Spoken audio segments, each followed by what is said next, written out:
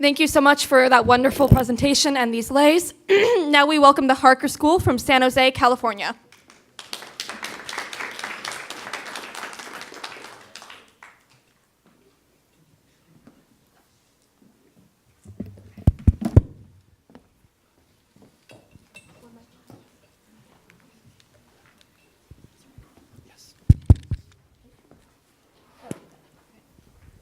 Good morning, CIF. How's everyone doing today?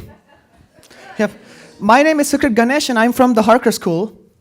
I'm Saloni Shah, and I'm a freshman at the Harker School. So first, we would like to extend some thanks to some people. So first of all, Masako, thank you so much for this wonderful opportunity. Also to our teacher, Dr. Nelson, who unfortunately could not be here today. Thank you so much for all of your help and support. We'd like to extend our thanks to Dr. Jarshan, who's subbing in for Dr. Nelson, and also thanks to our teammates, Rose, Arthur, Andrew, Akshay, Brian, Arusha, Andrew, and Aditi, who helped us put together this awesome project. All right, let's get started. So we are witnessing the beginnings of the new Cold War between the US, Russia, China, and North Korea. The Trump administration's national security strategy, unveiled in December 2017, asserts that the United States will respond to the economic and military competitions we face around the world. China recently abolished term limits, potentially allowing for the president to evolve into a dictator. Relations with Russia are at an all-time low, second only to the height of the Cold War during the 1962 Cuban Missile Crisis. Additionally, Supreme Leader Kim Jong-un of North Korea has become increasingly hostile and unpredictable, threatening to attack peaceful nations. Although we have avoided World War III for 70 years, the threat of the next World War will loom over our heads in such uncertain times as long as nuclear weapons exist. The nuclear threat is on the rise due to the development of multiple independently targetable re-entry vehicles and intercontinental ballistic missiles, especially in North Korea. Moreover, America plans to replace every leg of its nuclear triad at an estimated cost of $1.2 trillion, and Russia is currently modernizing its nuclear arsenal. Other nuclear weapon states, such as China, Pakistan, and India, are increasing the quality and quantity of their nuclear forces. Iran's long-term plans are uncertain based on the future of the Iran deal. Growing distrust among world leaders is prompting dramatic policy changes, and the risk of a nuclear disaster is much more real than we would like to believe. So before we jump straight into the ban treaty, we'd like to go over the history of nuclear weapons and exactly what caused the horrible nuclear global situation we have today. So as you guys already know, nuclear weapons were first developed during the Manhattan Project in World War II. For a bit of context, over 100,000 American soldiers had died, and 2 million Japanese soldiers had died just in the Pacific theater, millions more in Europe. In order to stop this devastating killing, Robert Oppenheimer decided to launch the Manhattan Project and develop a nuclear weapon. Unfortunately, the bombing of Hiroshima and Nagasaki turned out to kill way more people than expected. Over 200,000 people were killed due to the effects of radiation and the initial bombing, and millions more were affected by the radiation fallout. The use of the bombs remains extremely controversial to this day due to the unprecedented damage caused by everything.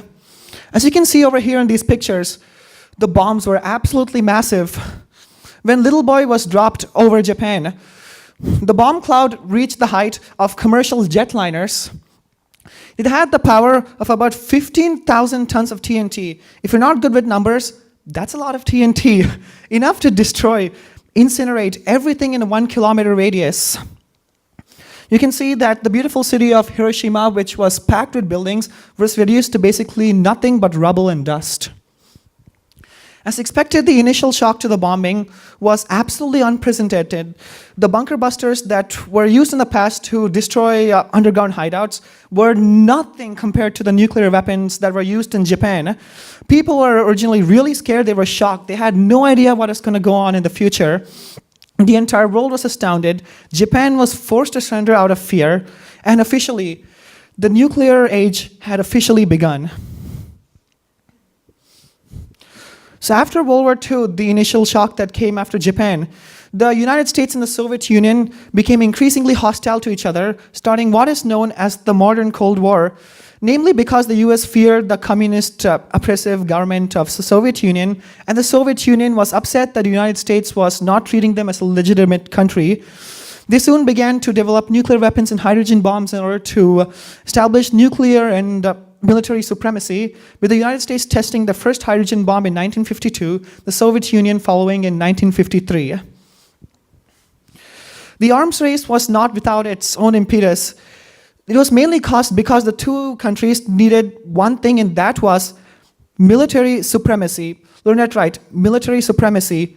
This was not a war of technological innovation. This was a war of fear. It was a war of jealousy, of vengeance, of irrationality, of emotion. The two countries were fearful of one another. They did not want to be attacked first. They wanted to establish a policy of nuclear deterrence, make sure that they had control of the other country, and so that they would not attack first. Unfortunately, all this culminated in 1962 with the Cuban Missile Crisis. Albert Einstein once said, "I do not know World War III will be fought with, but I do know World War IV will be fought with sticks and stones." His prediction almost came true. When an American U-2 spy plane flew over Cuba, which at the time was a communist nation and an ally of the Soviet Union, they discovered the presence of nuclear weapons. For the next 14 days, October 16th to 28th, the entire world came to the brink of nuclear war. Our own teacher, Dr. Nelson, had to travel to his hideout in the mountains and hide in a bunker in order to make sure that he didn't get blown up during the Cuban Missile Crisis. The United States declared DEFCON 2, which is the highest level of nuclear threat ever declared in the history of the United States. The missile crisis finally came to an end when President John F. Kennedy was smart and established the blockade on Cuba in order to cut off their supplies. When the blockade was established, the Soviet Union and the United States decided to negotiate and eventually came to a treaty where the Soviet Union removed missiles in Cuba, the United States removed missiles in Turkey, and finally the whole world could return to peace. However, this one movement was enough to spark the beginnings of nuclear non-proliferation. Specifically, the LTBT, the Limited Test Ban Treaty, perhaps one of the most important treaties in the history of nuclear non-proliferation, started after the nuclear tension greatly increased during the 1950s. The United States and Soviet Union were spending trillions of dollars in developing nuclear weapons. After the Cuban Missile Crisis, when the whole world came to the brink of nuclear war, both the Soviet Union and the United States had enough. They wanted peace, they wanted non-proliferation. In 1963, after much debate, President Lyndon B. Johnson and President Kennedy were able to sign the Limited Test Ban Treaty. What this meant is that nuclear testing was banned in outer space and above ground, but not underground. Unfortunately, this only banned nuclear tests and wasn't enough to actually set off a full proliferation movement. When we got to the most important treaty of the 1900s in nuclear non-proliferation, the Treaty on the Non-Proliferation of Nuclear Weapons, known as the NPT. Specifically, this treaty, for one, banned non-nuclear states from beginning their own nuclear programs. Number two, prohibited nuclear states from assisting non-nuclear states or transferring their weapons. And number three, encouraged nuclear states to pursue disarmament. Unfortunately, we have to learn that this treaty was not exactly successful in achieving all its goals. The terms are vague, and states weren't exactly motivated in any way to pursue disarmament. Specifically, China at this time was starting its nuclear program. Soviet Union was still growing their nuclear program. However, we soon got to the most important talks of the 20th century, the SALT and START talks. Although that nuclear testing had been curbed due to the previous two treaties, the nuclear stockpile was still great, with each country possessing thousands of deployed nuclear weapons. The Strategic Arms Limitation Talks, abbreviated as SALT, were originally intended to reduce the scope of the nuclear program and reduce the number of nuclear weapons each country had. The most important part of the SALT treaty was the Anti-Ballistic Missile Treaty.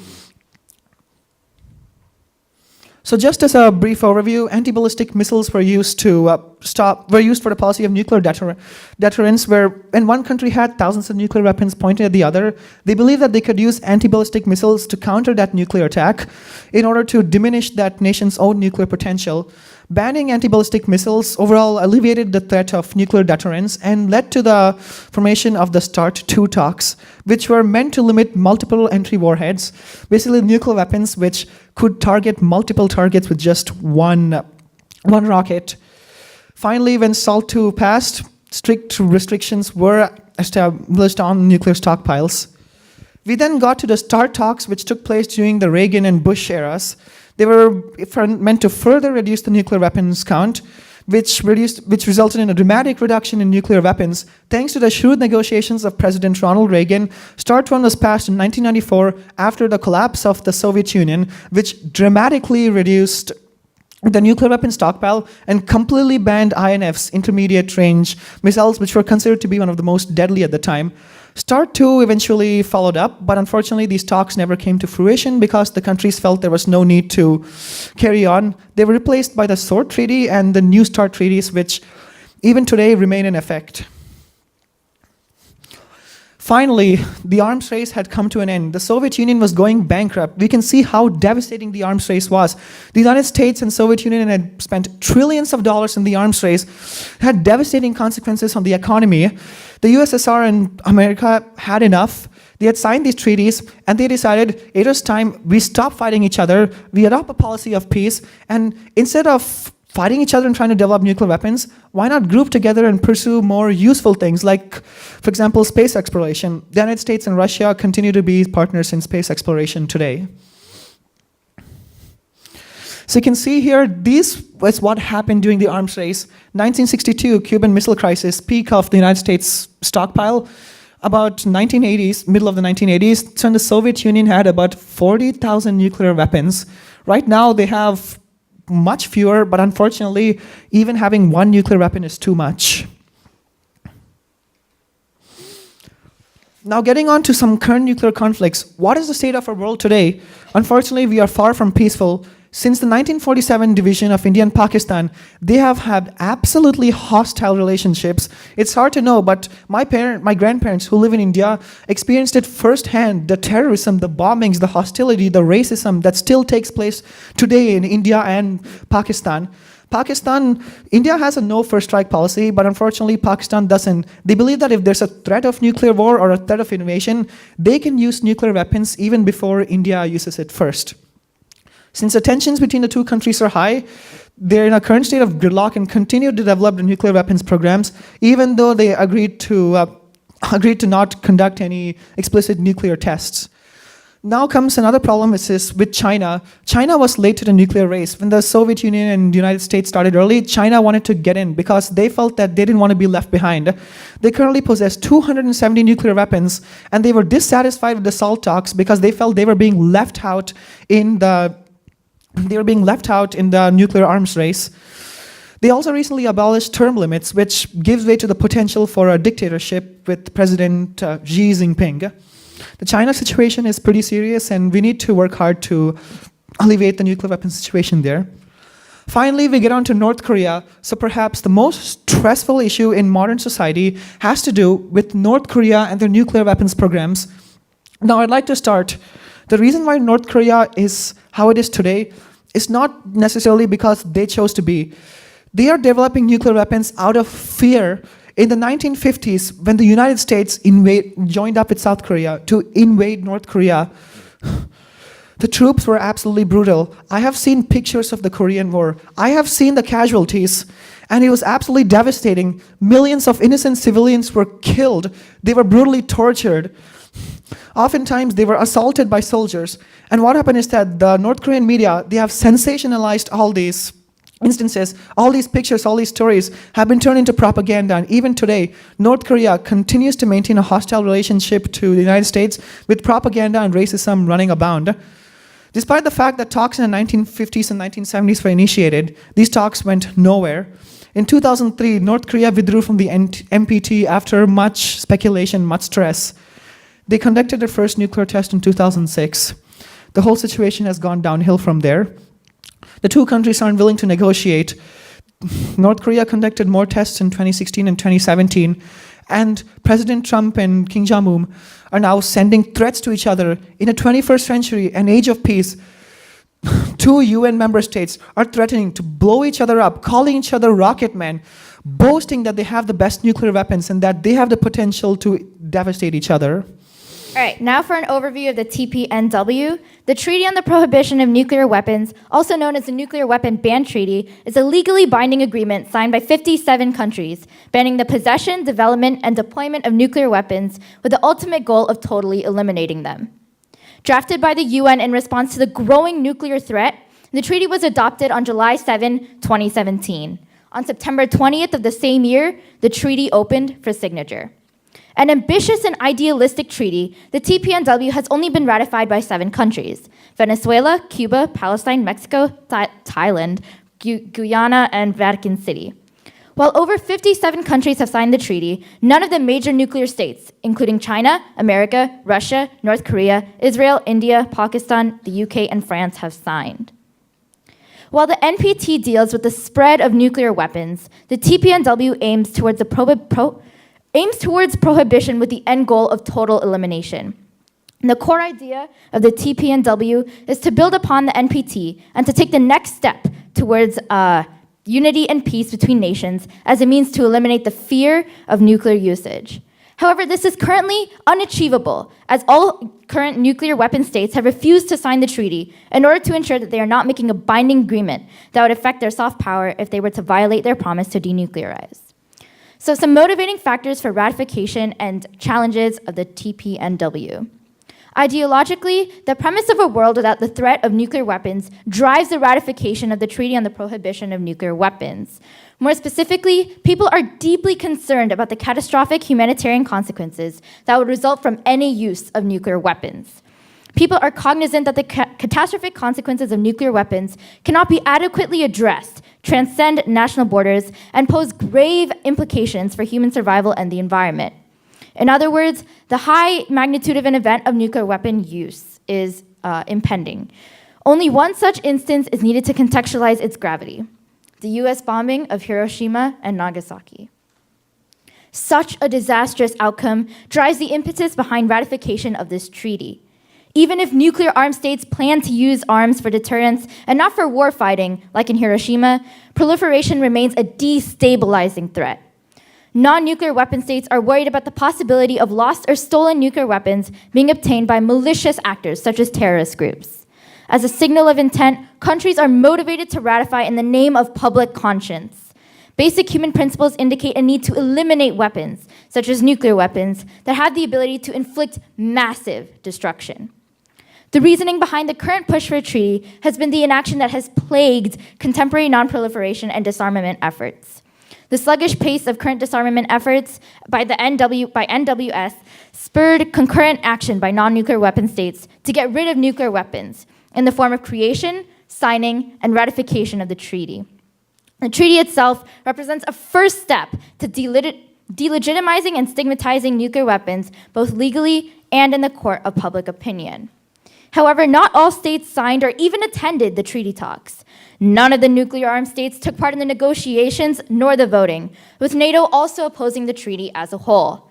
Their motivations to neglect to participate are threefold.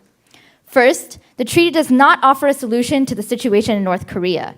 The principles of the treaty do not apply to an irrational actor such as the Kim regime, because North Korea has no reason to denuclearize under any circumstance. Second, the US, Britain, and France stated that the treaty does not address security challenges that make nuclear deterrence necessary. They argue that the point of their nuclear stockpiles is not to launch a preemptive strike. Instead, it is to deter other countries from striking first. Finally, the talks are boycotted by Japan, which is the only country to date that has been targeted by nuclear weapons. This is because Japan, as a US ally, gains from the US nuclear security blanket, just like South Korea and others. All right, some future work that we would like to do. Although the TPNW is a huge step forward towards the goal of eliminating nuclear weapons, addressing the issues regarding the boycott of the NWS and challenges around the wording of the treaty to avoid ambiguity for clear enforcement is a key to wider acceptance. Future activities such as peace talk, sanctions, and additional bilateral treaties should help the TPNW come into effect. First, increasing public awareness and holding our leaders accountable for more action. It is natural for human beings to forget tragedies that have occurred in the past. And yet, by forgetting the past, we are dooming ourselves to repeat it in the future. The United States, in this already escalating and unstable environment, served to destabilize it even further in the form of President Trump's provocative rhetoric towards North Korea, which included comments such as fire and fury, or a bigger nuclear button. As stated before, Russia has more than demonstrated its possession of nuclear weapons by flaunting a Status 6 nuclear-powered intercontinental range torpedo and nuclear-armed cruise missiles during President Putin's speech on March 1st. To trigger more action from our leaders and to drive policy change, there must be grassroots movements, media coverage, and a united public front, demanding actions to eliminate an incredibly serious threat for the world's security and well-being. Peace talks and political diplomacy. The nuclear weapon states need to be brought to the drawing board and engage in open talks for their acceptance of the treaty. Unfortunately, dialogue is currently absent and a new Cold War is on the rise. Clear, ambiguous wording to send a coherent message. Currently, nuclear weapon states use mutually assured destruction as a successful nuclear deterrence policy to protect their national interests and those of their allies. As long as MAD remains a military strategy, the risk of their use by accident or on purpose is real, and it remains impossible to achieve the elimination of nuclear weapons.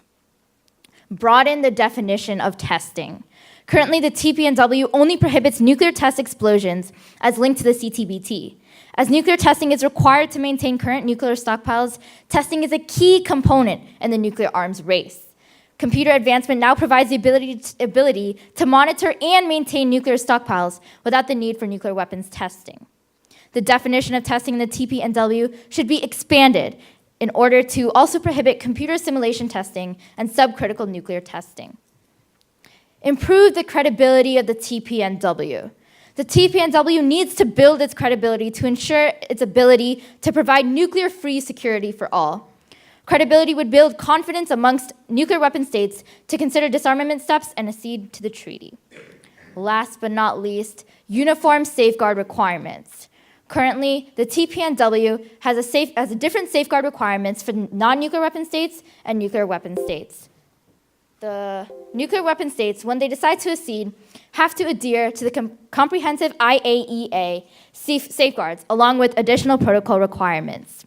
The TPNW needs to outline a uniform set of safeguard requirements for all member parties, including ISES safeguards and additional protocols.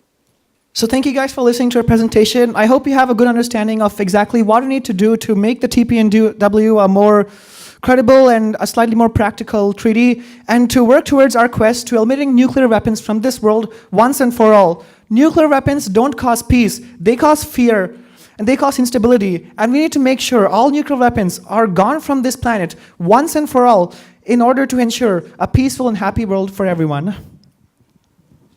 Thank you.